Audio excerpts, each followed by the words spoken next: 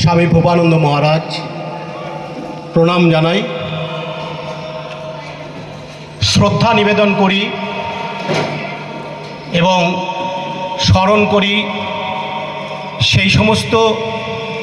শিক্ষাগুরুদের যাদের সঙ্গে থেকে আমি এই শিক্ষা প্রতিষ্ঠানে কাজ করেছি এবং বিগত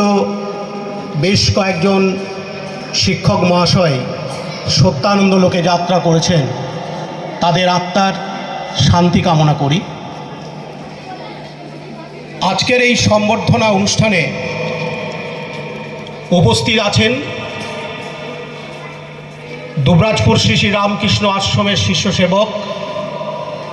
তথা সারদা বিদ্যাপীঠের পরিচালন সমিতির সম্পাদক শ্রদ্ধেয় শ্রীমৎ স্বামী সত্য শিবানন্দ মহারাজ। কিছুক্ষণ আগে উপস্থিত ছিলেন দুবরাজপুর পৌরসভার পুরপিতা সম্মানীয় শ্রী পীযূষ পাণ্ডে মহাশয়, পরিচালন সমিতির সদস্য এবং সদস্যরা, আমার সহকর্মী বৃন্দ, অবসরপ্রাপ্ত এই বিদ্যাপীঠের শিক্ষকবৃন্দ, সাংবাদিক বন্ধু এবং ছাত্র, অভিভাবক অভিভাবিকা, আশ্রমের সঙ্গে যুক্ত বিভিন্ন মানুষজন এবং আমার স্নেহের ছাত্রেরা, প্রত্যেককেই আমার আজকের এই কর্মজীবনের শেষ দিনে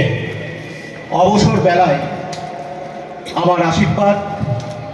আন্তরিক অভিনন্দন, শুভেচ্ছা। অনেকটা সময় পেরিয়ে গিয়েছে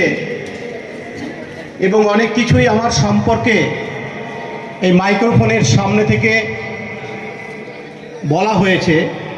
এবং তোমরা সেই বিষয়গুলো জানতে পেরেছ, কাজে বিশেষ কিছু আর বলার নেই। আমি প্রথম এই বিদ্যাপীঠের যিনি ভিত্তিপ্রস্তর স্থাপন করেছিলেন এবং এই বিদ্যাপীঠ নির্মাণের জন্য দ্বারে বিদ্যাপীঠকে প্রতিষ্ঠা করেছিলেন শ্রদ্ধেয় শ্রীমৎ। এরপর ধীরে ধীরে প্রশাসনিক দায়িত্বভার যখন আমাকে দেওয়া হয়, সহকারী প্রধান শিক্ষক, ভারপ্রাপ্ত শিক্ষক এবং সব শেষে প্রধান শিক্ষক, আমি চেষ্টা করেছি